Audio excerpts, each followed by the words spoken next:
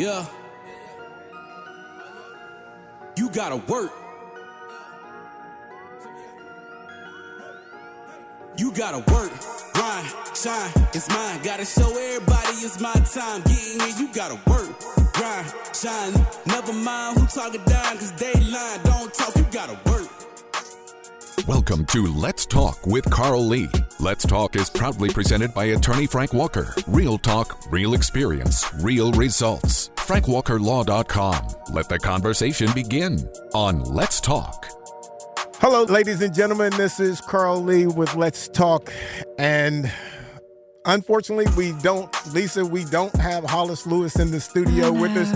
But I have you. You have me. I have you. Bless your heart. I think.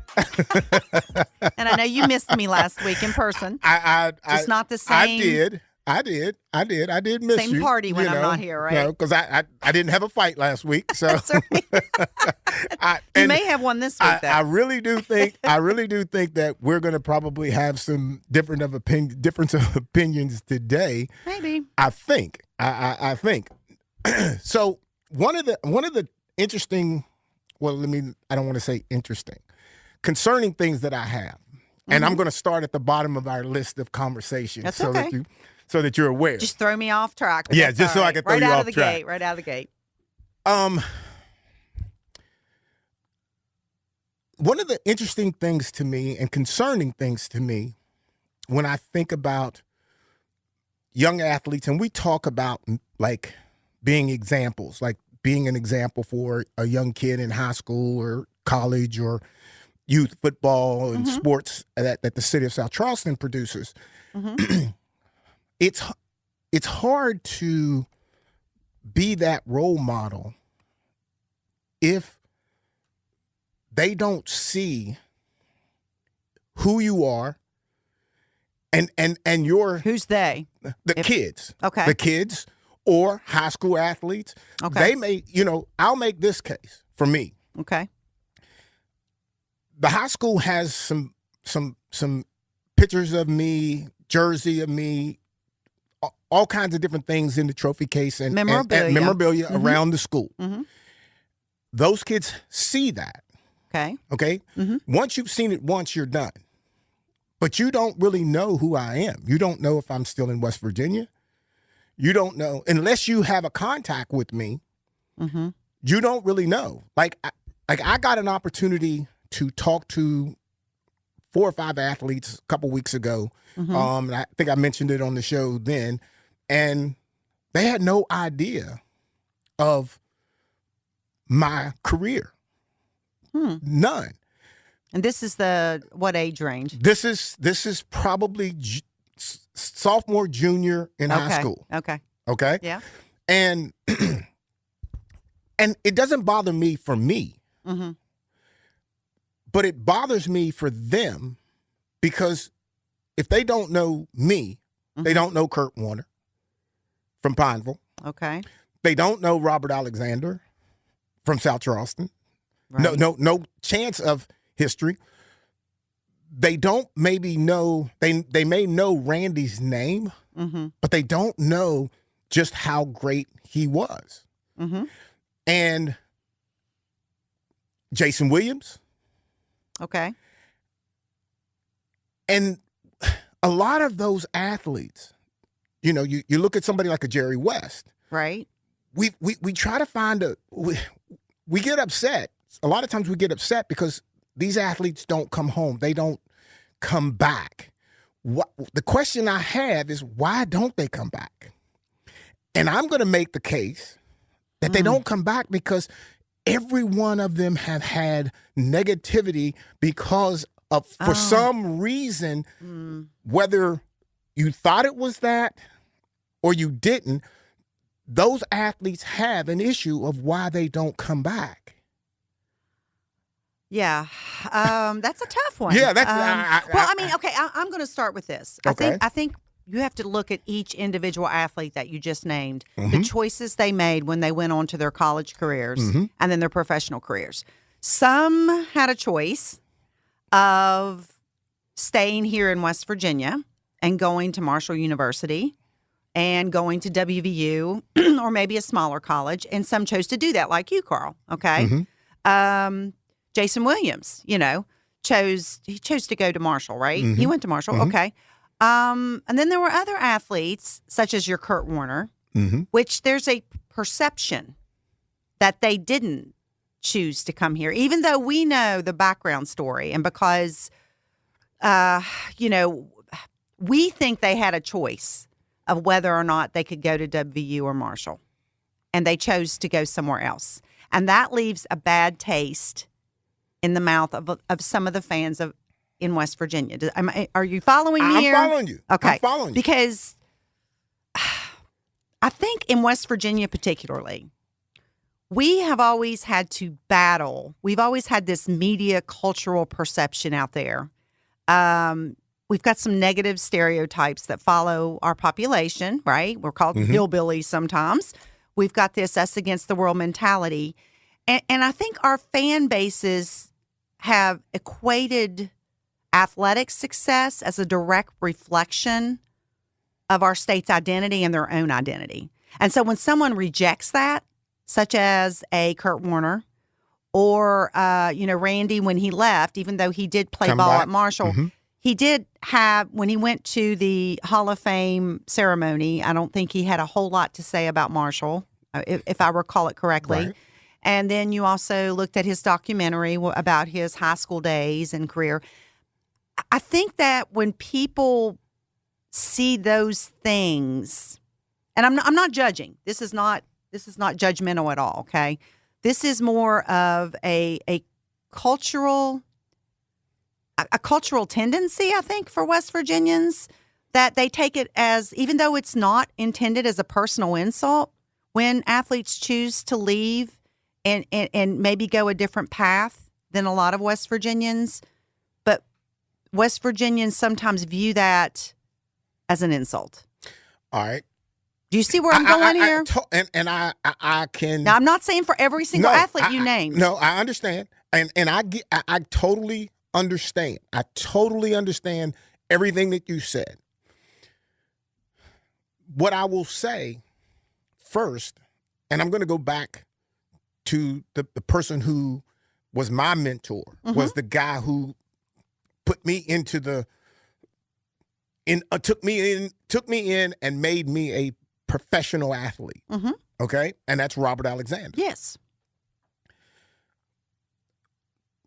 I visibly looked at and watched, and I've said this 1,000 times when his name comes up and we have a conversation in and around him.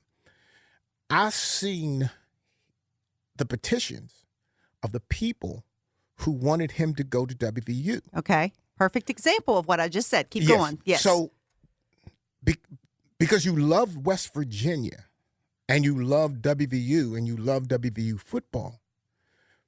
And Marshall. And Marshall. Those places have to do what you do for you to succeed. And for Robert, he was a straight-up I-back. And at the time, WVU was a split back. So it did not fit him, but nobody cared about that. I won't say nobody, but there was a lot of people who just loved WVU and loved that he was. They weren't informed of that. They weren't informed. They didn't understand that aspect. They don't understand the game. There you go. And again, I can love Marshall, but I'm not going to be mad if somebody does not go to Marshall because for whatever the reason that they see. Well, you're not. I'm not. Right. See but what I'm trying to explain, I'm not interrupting. Right. I just want to add this in. I'm trying to explain an overall mentality of fans. Right. Okay. Not every fan, and I'm not saying every athlete fits this mold either. Right. Okay. Just want to clarify that. That's fine. That's fine. To go to Marshall, to go to WVU. There has to be something there that particular athlete, that particular athlete's family sees and likes and believes that there can be success, not just athletically, academically. socially.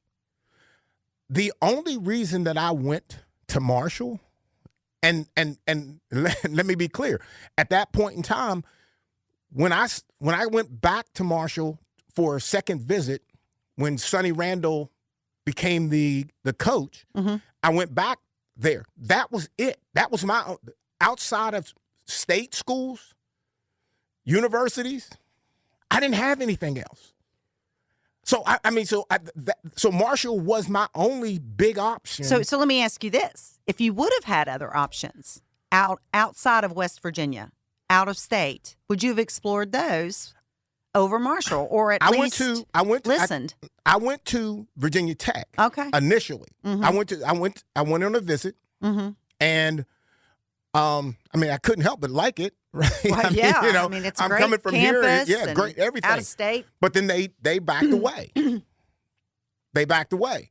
So I ended up, with different, like I said, different West Virginia schools. Right. And Sonny Randall ends up getting the job at Marshall and invites me back down to come back. Well, first thing I hear from him is, he played professional football. I was sold.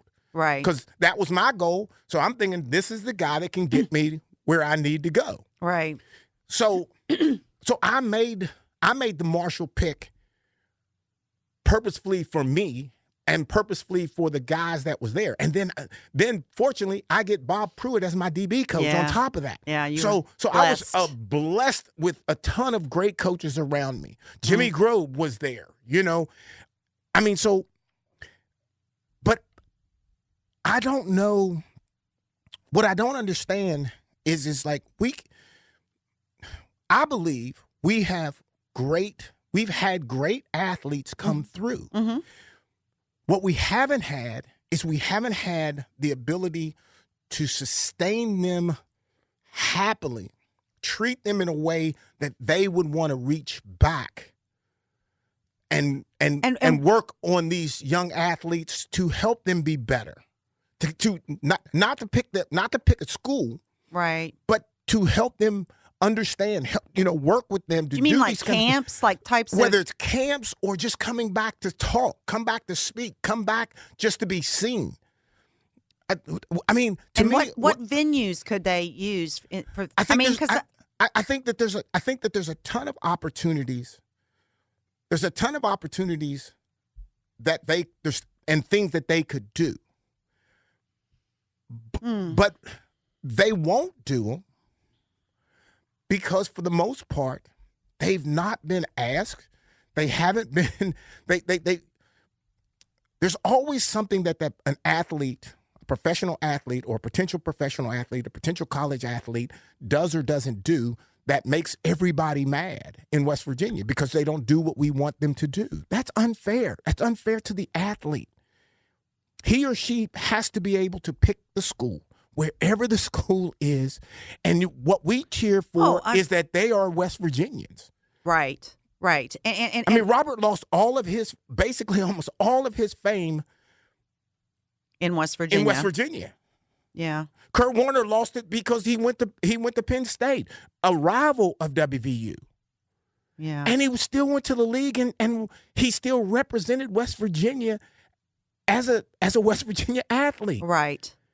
But he didn't attend a West Virginia school. He didn't attend a West Virginia school. And it goes back to what I laid out in the very beginning. I think in West Virginia we have these deep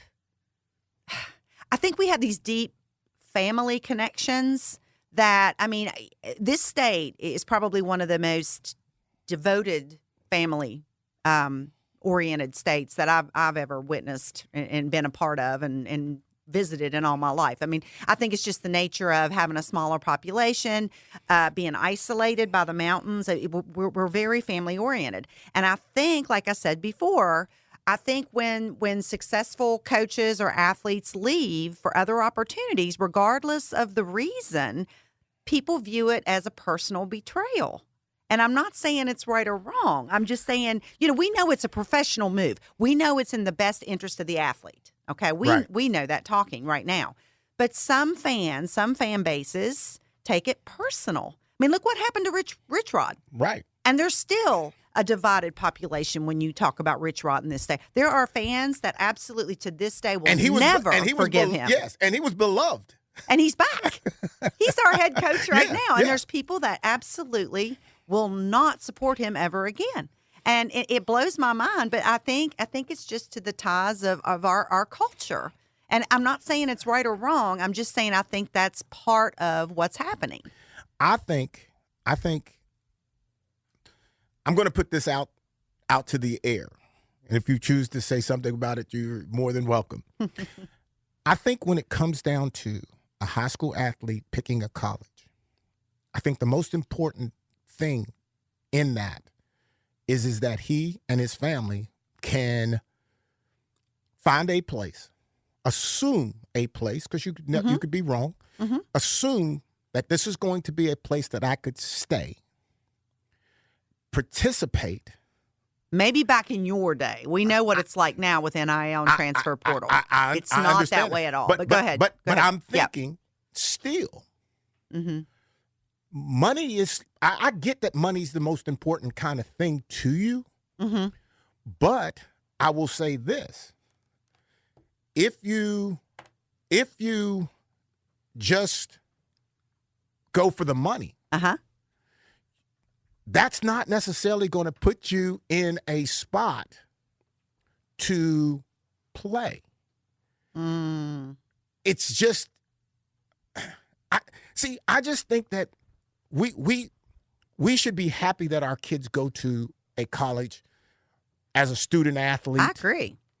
And we don't care where they go. They should be able to go wherever they want and play. Okay. And I think however we should cheer. We should cheer for them. My losses at Marshall were huge. Yeah. But I'd like to think that group of fan base that was there when I was there still would cheer for me coming back to Marshall.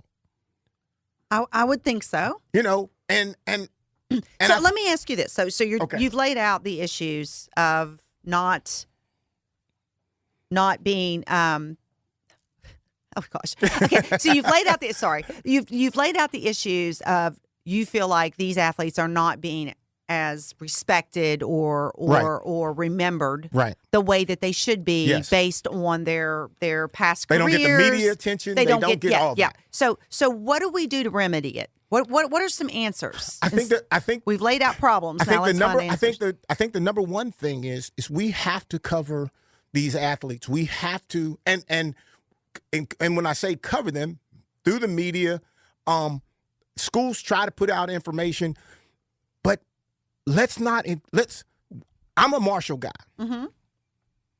If a kid decides that he's going to go to WVU, oh, great. I'm not mad at him for going to WVU. You know, because I want him to go play.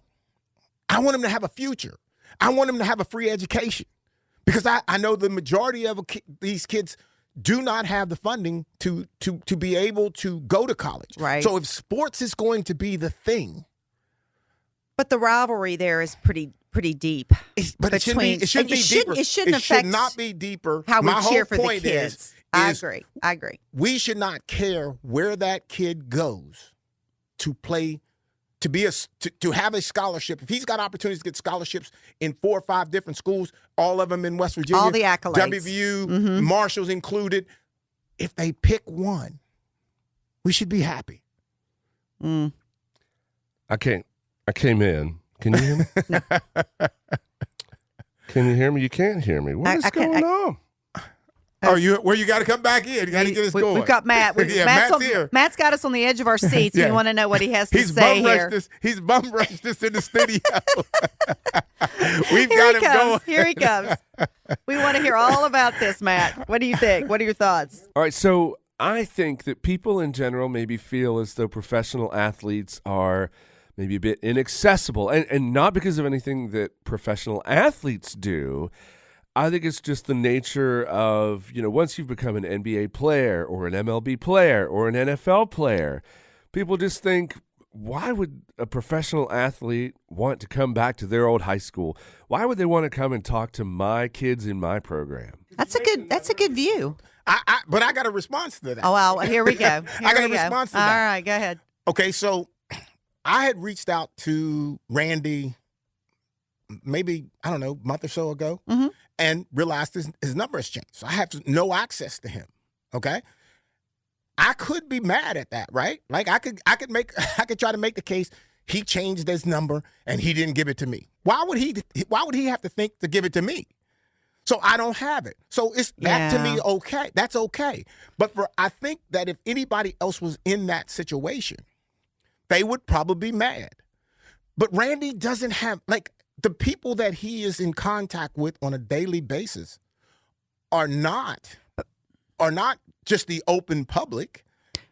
And unfortunately, because he's not in the normal general population, why is he going to run into that situation and be, oh, Randy, hey, Randy, give me that. Can you give me this? Right. Why would he do that to himself if you have that? And I think.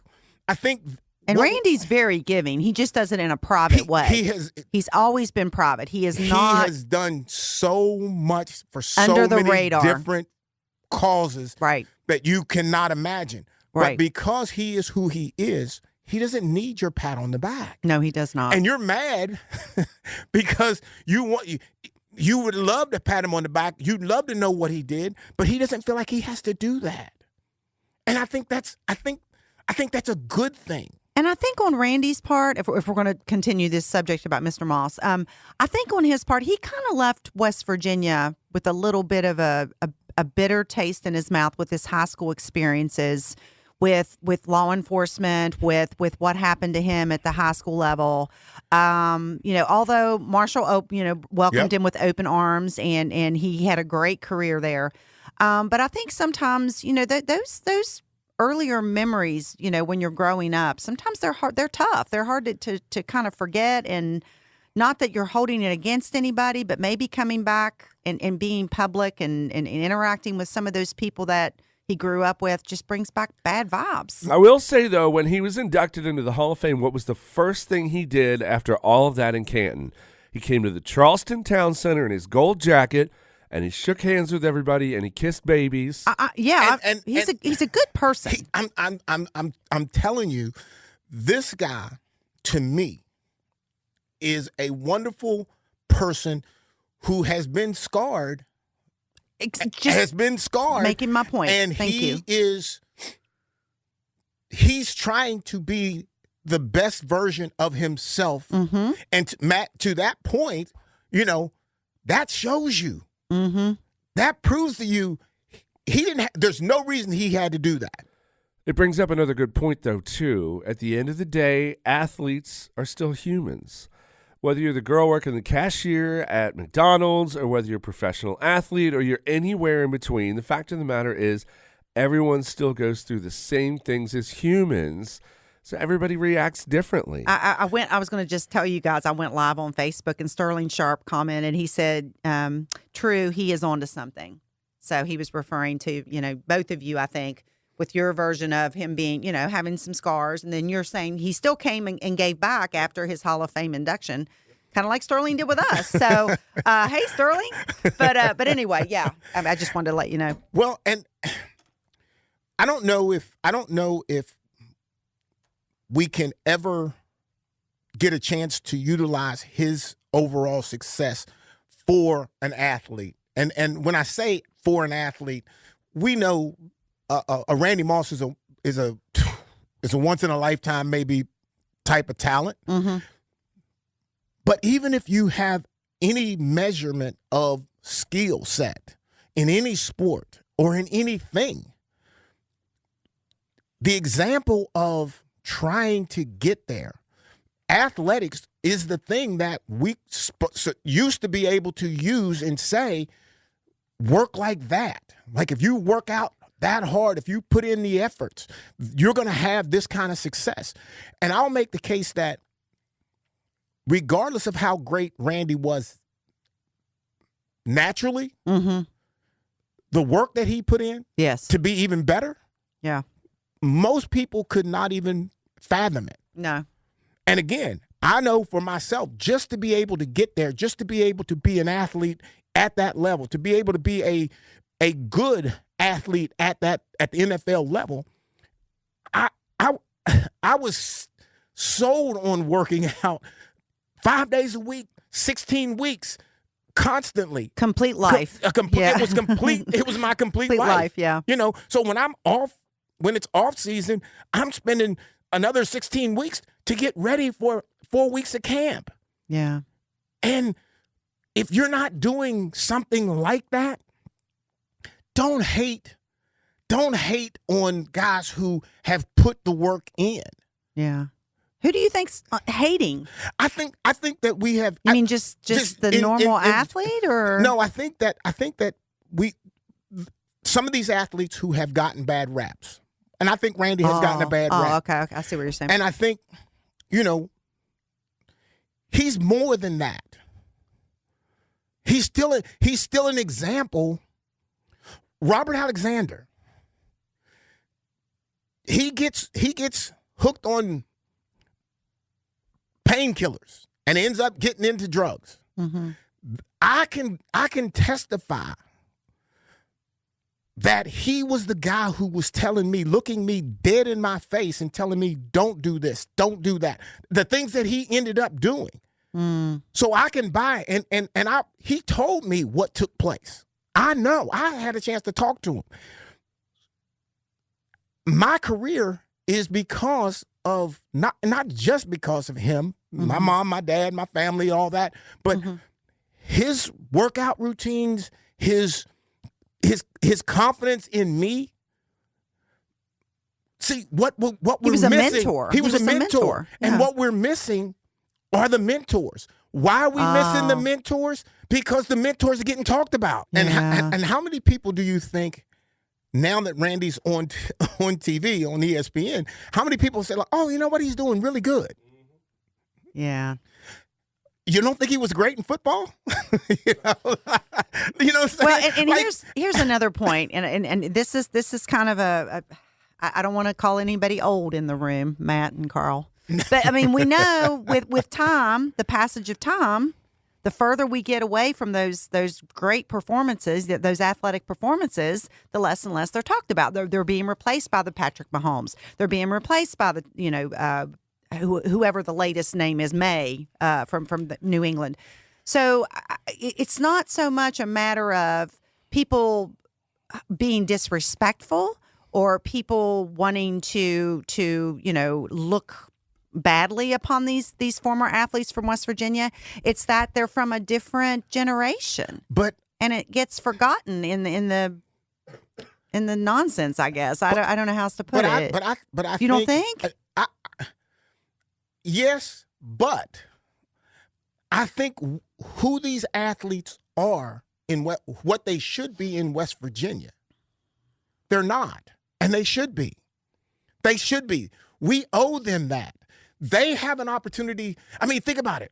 We have Randy Moss could possibly be the best football player ever. Oh, I agree. Okay? So, and he's from here. Right. Jason Williams possibly could be one of the best ball handlers in the NBA. Where's he at? From here. Right. Like we have those people out there. Well, Jason will be here in May. I think he's coming to the Dirty Birds game. He comes. He's going to come back and do some type of a promotion or something. But yeah, he comes back. But so he comes back for things like that. He gets brought back for things like that. Kind of like when you go to the Vikings and do things, right? But I don't feel like where is he? Where's his trophy? Where's his statue? Where's his, we don't, it's like we just don't do enough. If he's doing that kind of stuff, how should West Virginia treat him? Like, we should be promoting him to something. We should give him a day or something. Are we big enough? I mean, do we have a big enough state, the kind of resources that some of these bigger cities have to be able to do the statues, to be able to do the memorials? I'll challenge that by saying, when you go to Minnesota and you look around and you see, you go to the facility and you see the Purple People Eaters, you see, all the different eras of players are celebrated there. Mm-hmm. You get that. And I know we've got a Hall of Fame, and I know most of these guys are probably in it. Mm-hmm. But I think what bothers me, what I feel, so this is just a feel, mm-hmm.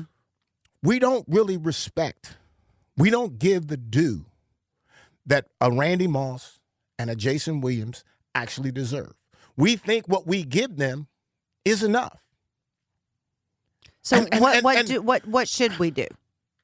What should they do or we do? To me, like, I'm giving them every possible honor for them, not just because of them and what they've achieved, mm-hmm. but for the kid that's going to be looking at it. Mm-hmm. For the kids who dream to be that. Mm-hmm. And if we don't, because if we don't do that, we lose it. And you're smiling over there, so Sterling's saying something. Sterling did say Tell him to hang up. He wanted to clarify that he was agreeing with Matt and not you. And he wanted you to know that. No talk, and there's not a talk. There's not a conversation about it. Yeah. And is it because we don't want too many statues, or we to me, if you try to compare my career in the NFL versus Randy's career in the NFL versus Pennington's career, I think that's wrong. Mm-hmm. I think success is to get there. And to me, I think it's deserving to give us an opportunity to be a legitimate role model and something so that a child could see, man, we had some players. We've had some talented players. But we can't find that. Like, you can't find that here. So let's take a break. We got something special coming up. Oh no. All right, ladies and gentlemen, we'll be right back. Let's Talk with Carl Lee is presented by attorney Frank Walker. Real talk, real experience, real results. FrankWalkerLaw.com. Comment on episodes or suggest topics at our Facebook page. Search for Let's Talk with Carl Lee, and remember to like the page to become part of the conversation. Let's face it, bad things happen to good people. Seriously injured in a car accident, trucking accident, or even wrongfully arrested. Life happens, and when it happens to you, you will need sound legal advice and aggressive representation. That's when you call attorney Frank Walker at 304-413-0179. That's 304-413-0179. Lock it in your phone, text it to a friend. 304-413-0179. Or visit online at attorneyfrankwalker.com. Yeah. You gotta work. You gotta work, grind, shine, it's mine. Gotta show everybody it's my time. Getting here, you gotta work, grind, shine. Never mind who talking down, cause they lying. Don't talk, you gotta work. Welcome to Let's Talk with Carl Lee. Let's Talk is proudly presented by attorney Frank Walker. Real talk, real experience, real results. FrankWalkerLaw.com. Let the conversation begin on Let's Talk. Ladies and gentlemen, I had mentioned a name earlier in the show, and for some odd reason, that person has called into the show.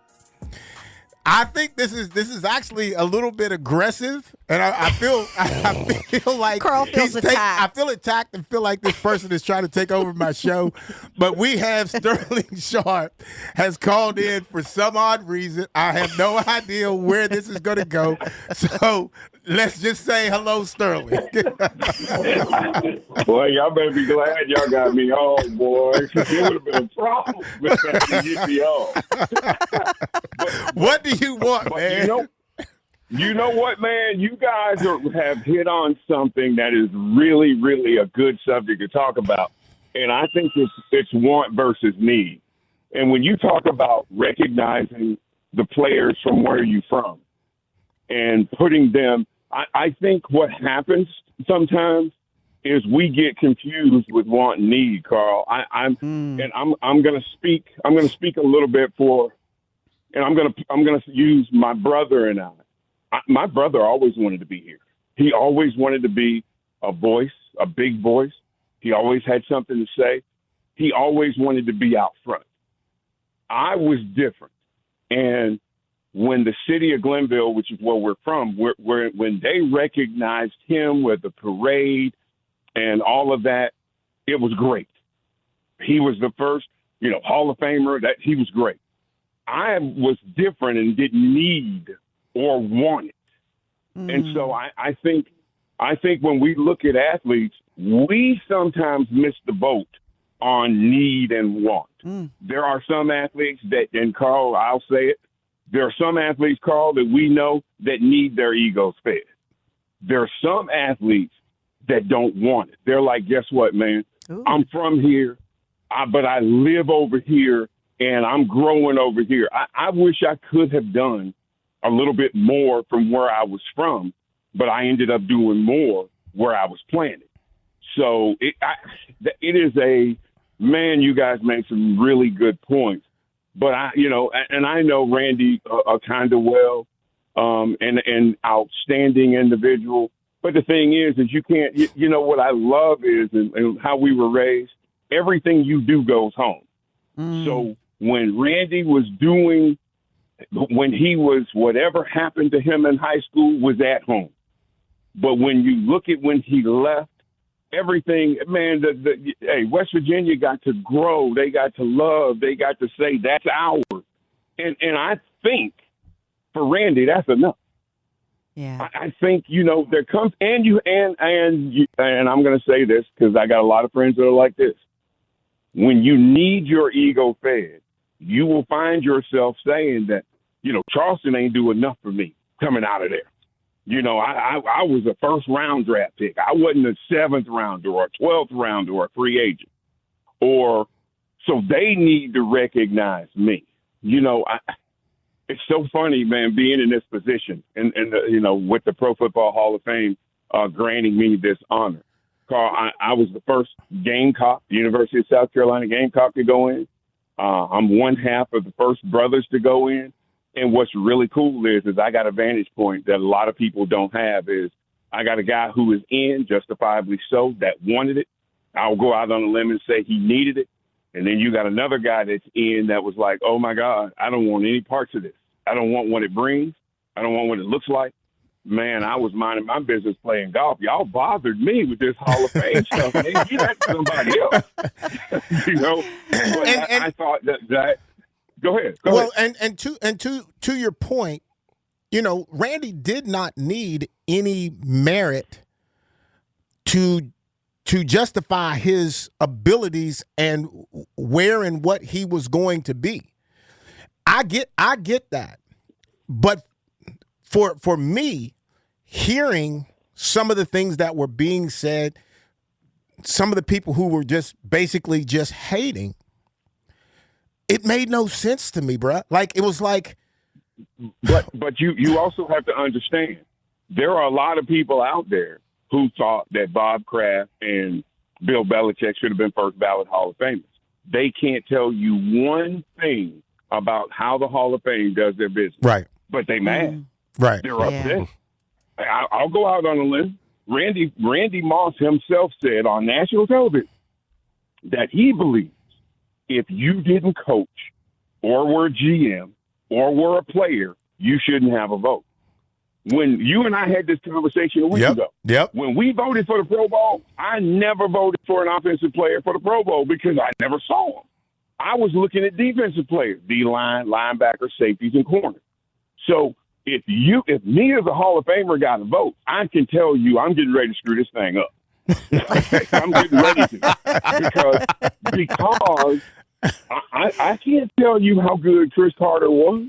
I have no idea how good Andre Reed or Tim Brown or Jerry Rice or Michael Irvin, the guys that are in the Hall of Fame that played in my era, because I never saw them. What I saw was their defense. So, you have to understand, too. I mean, I live 20-some-odd miles from my school. I've never been back. from the University of South Carolina. I've never been back. I've only been back to Glenville High School when my brother was playing. I've only been back to Green Bay to get my Hall of Fame ring. I don't have a grudge against any of them. It's just that some of us aren't built that way to where, and you know what, man, Deebo Samuel's got to have a great career without me hovering around and trying to keep him or wanting to keep him in my shadow. Sidney Rice is a Gamecock. Alshon Jeffrey is a Gamecock. The late Kenny McKinley is a Gamecock. They got to have their own time, just like the players at Glenville High School got to have their own time, just like Christian Watson in Green Bay right now gets to have his own time, because I'm not there trying to hang around. And as Lisa so eloquently put it, I haven't played football in 30-some years. So there's some dads that may have seen me play when they were 9, 10, 11, but there are a lot of kids in high school that didn't. And I don't need that to, hey, guess what, man? Let those guys have their time, because I've gotten all I'm supposed to get, I believe, from my NFL and from my college and high school career. Okay, and again, let me hit you with this. And I get all that, and I'm 100% with you. I look at when I think about West Virginia, and again, I think about me as being that kid watching a great high school, great college athlete, not knowing that he would go to the pros. But I'm looking at this guy, and he's talking to me and telling me these things of what I must do and how I must do it. And I'm like thinking, and then when he gets to the pros, I'm like thinking, man, that's the greatest achievement in the world, and I don't know anybody else like that. Like, so when Robert Alexander went to the league, I don't think I did not know a National Football League player like I knew him. This NFL player, current NFL player that at that moment is still talking to me. He's still sitting in my mom's living room getting my sister to braid his hair. And I'm like thinking, bro, that's the greatest thing ever. And I want to be like that. And I truly believe, like, in this state, we do need leadership. We do need encouragement, because we sit here and we dream of something and we don't know how to actually get it. We don't know how to put the work in to get it, because no one's there. There's nobody there that could help. Let me jump in. I'm from a smaller town than Charleston in Glenville, Georgia. They have 2 pro football players in the Pro Football Hall of Fame. But the thing is, I think you have to be careful about pushing that agenda, because it's like Lisa said, if I go back to first of all, my high school is combined with another high school, so it ain't even there. But when I go back home, there's a lot of kids who look at me and they don't say anything because they really don't know how. There's a lot of parents, because I'm from rural South Georgia. We're from rural South Georgia. There's a lot of parents or grandparents that I played with in high school that have told the stories about how bad me and Shannon, them boys were bad.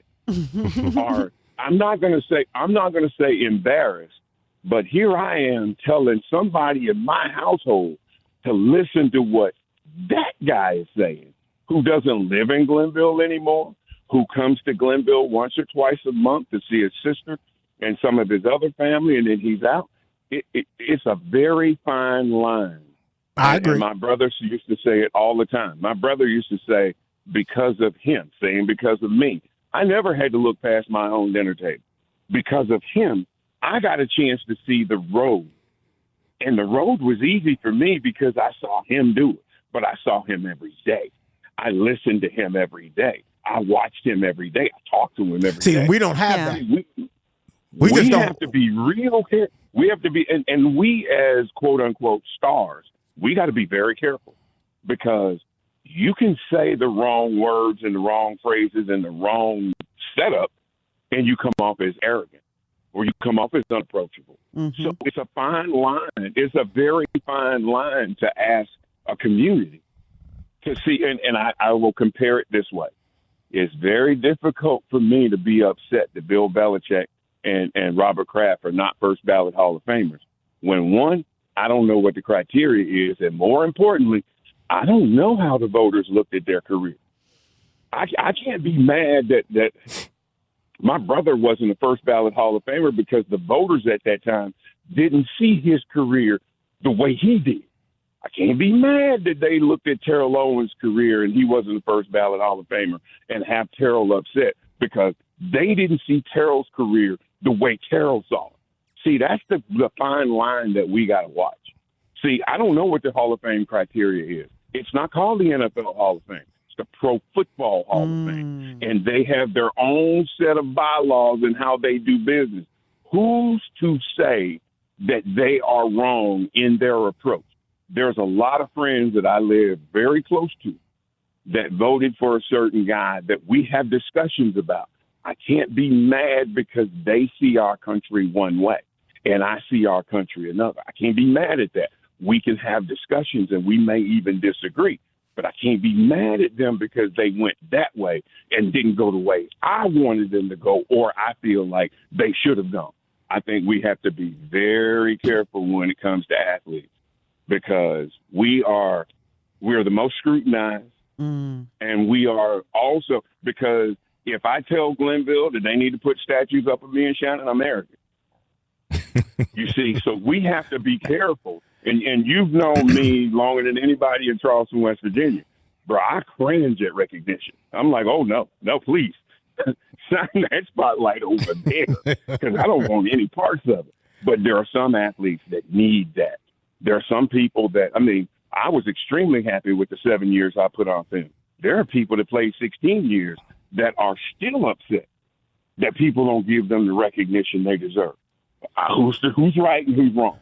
So it's real difficult to get that person or to ask that person or I'll say it, demand that person to come back and, hey, we want to recognize you or we need you to lead our other young gents, young girls. We need you to lead them into what we think is successful. I wasn't successful because I played football. Let me ask you. I wanted to play and I got to play. Let me ask you a question. I'm going to interrupt Carl because Carl's hogging up all the time with you, Sterling, and not giving me any minute. I just want to say thank you for giving me credit. I'm going to remind Carl of this probably on a bi-weekly, maybe weekly basis. And she will be fired. Lisa, she will be fired. Lisa, I think you and Matt should be hosting that show. Okay, let's mark that on the calendar. Please write that down somewhere. Next time I get fired. That's the commercial. She's not going to be here next week, so there ain't no use you calling in. Hey, I'm gonna text Matt. Hey, Matt, I need to be on the show. Hey, you've got the phone number now. Carl's getting his walking papers this week. So, Sterling, I want to ask you a question. Okay, so for me personally. Okay, like I truly understand and feel very comfortable in my space. Like I feel like I've gotten all the honors that are due to me where I'm at this point. When you think of players and what you see of them, and I'm not really asking what you see in me, but how do you decide, like when you're looking at another player that you played against, you've been around, how do you get rid of that side of it and just find the skill set side of it, if that makes sense? It's for me, you have a job to do, and if I understand the job of the corner. In the run game, you don't want anybody outside your right or left, depending on what side you're playing. You don't want anybody behind you. And if somebody catches or makes a run, you do everything you can to get them on the ground. When I look at that, I can decipher between the player and the excitement. I'm not taking any. Hey, I think Deion Sanders is one of the more tremendous corners. But I look at great and I say there were some deficiencies that you talked about. You know, I look at players, and when I look at the skill set, I'm like, as a corner, you don't, you know, I think Darrelle Revis, I think Aeneas Williams, I think Carl Lee. Well, why would you add Carl Lee in that mix? When I came in the league, Carl Lee didn't even go to the huddle. He just stood out there because he was like, I don't care what the call is, I got you. And I'm going to make it to the Pro Bowl, or I'm going to be an All-Pro, or I'm going to get a contract extension and more money based on what I do or allow you to do. So I have the ability to look at a guy and be like, you know what? And I say this all the time. Two of the corners that I played against that don't get the credit they deserve, Ricky Reynolds in Tampa and Darrell Griffin in San Francisco. Don Griffin, in San Francisco. But I'm looking at them. They say, well, two of the best corners. Who was the best corner you played against? That's hard to say because I wasn't looking at them like that. I was looking at how can I sneak and get a catch or grab a jersey or poke a guy in the eye. Yeah, you cheated. You definitely cheated. Or get in their heads. I'm sorry. Talk a little trash and get in their heads. Carl, you know, Carl, the thing is we have to, and I say we, I'm not going to have a conversation about who is the best receiver. Is Randy the GOAT? Is Jerry the GOAT? Is T.O. the GOAT?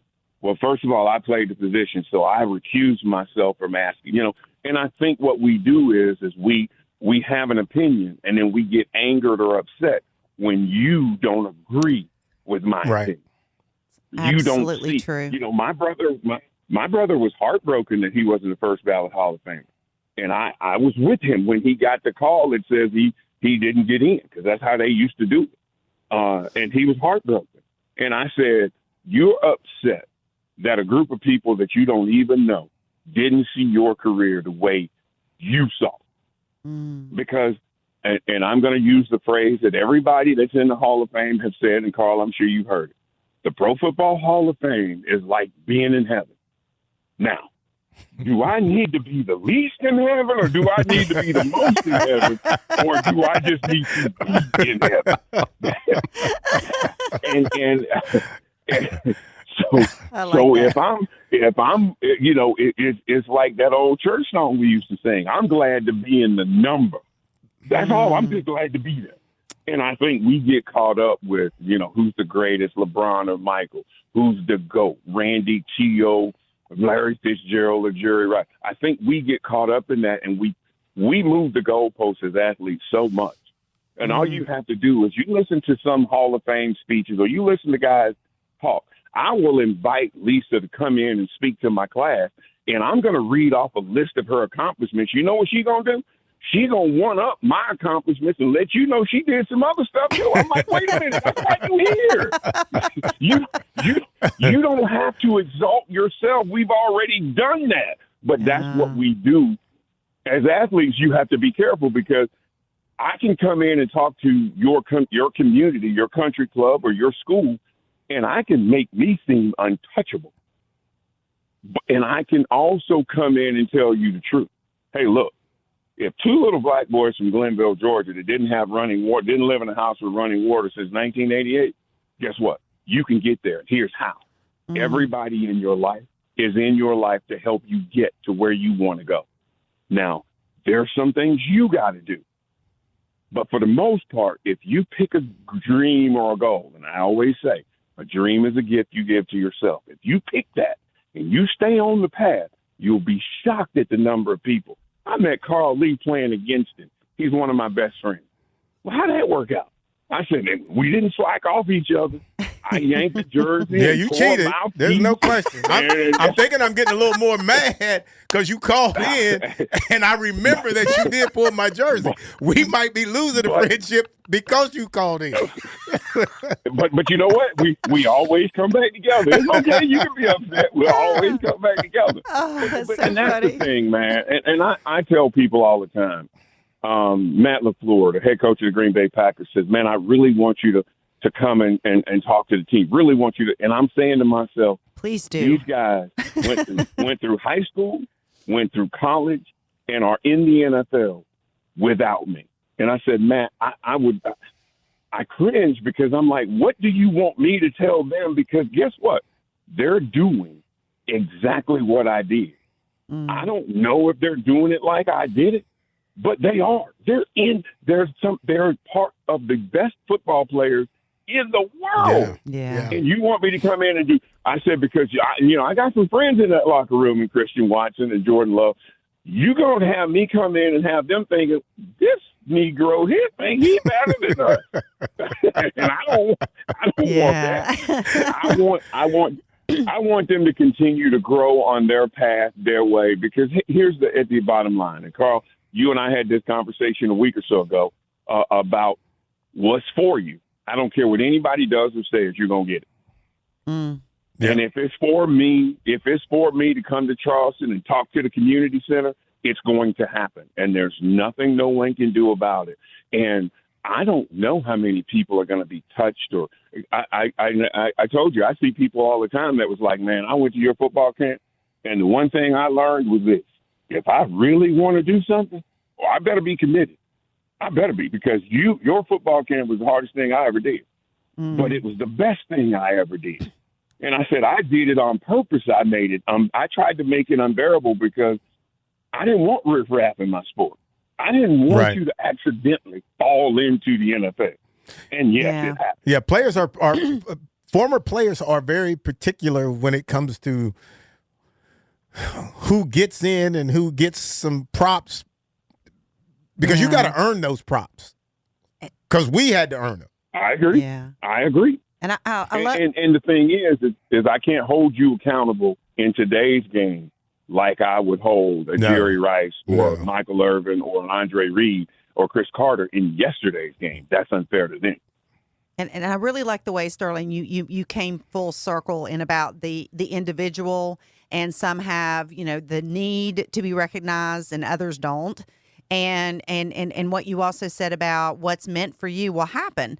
And so people have to kind of, instead of judging these athletes for not coming back or not doing whatever they think they should be doing, they need to understand that that's their individual preference, and it's nothing for or against where they grew up. It's just the way they are. It's just what they feel. Lisa, no one in my family had gone to college. What made me think I could go? No one in my family had played college sports. What made me think I could do it? No one in my family graduated from college. What made me think I could do it? What made me think is you can do anything that you put your mind to. And if you pay attention, everyone in your life is in your life to help you achieve that goal. Because the life of you living, son, you want to go play in the NFL? That ain't about you. You never know who's watching you. And I've always said this because it was said to us. If you have to tell someone what you did, then you probably didn't do anything. Because but a lot of people will tell you how good they were.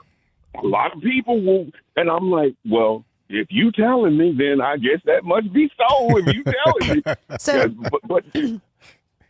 but most people, and I say this to parents all the time, do not allow me to take your place. Do not slide me in front of your kid to take your place.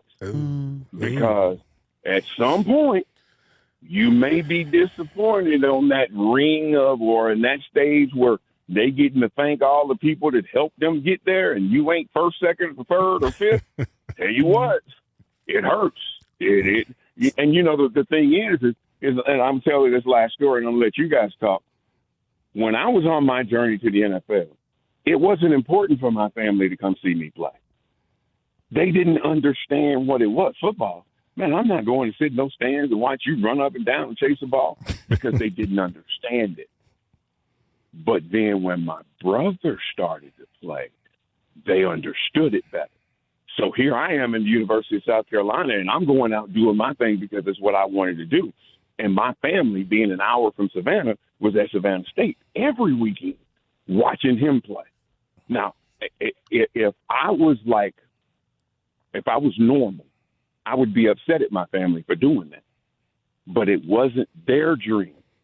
I was fulfilling mine. So whether you participated or you didn't, that didn't bother me because I was on the path I wanted to be on. And when I got in the league and I got to play against the Carl Lees and the Ike Holtz and the Hanford Dixons and the Frank Manyfields and the Albert Lewises and the Kevin Rosses that played straight up, zero help, bump and run, I got to learn and develop. And then as the league started to change, Carl and I getting to a Pro Bowl. We're hanging out together. I'm getting to know his family. He getting to know mine. Carl and I I'm coming to his football stuff. He coming to mine. Right. So you get a chance to develop, and it's fun. He and I are a lot alike. I'm a lot smarter and bigger and stronger. But we are a lot alike. Other than that, no, that is not true. So I don't know where that'll get cut out. Lisa, we're both getting fired. Well, I think so. Except I think they're going to change the name of the podcast to "Let's Talk with Sterling Sharpe." I think so. I think we're going to have to change the logo and everything. I can tell you who's not going to be on. I can tell you that we're not going to have him on. Matt, do you have anything before we get out of here? I don't but know. we are hanging up. We are hanging up on you. Oh, so just so you know, you, for all the listeners who stayed this long with us, we are hanging up on a Hall of Fame player. We love you, Sterling. You can't treat a Hall of Famer like Bye. that. Love you, boy. I'll see you later. All right, man. Y'all take care. All right. You too.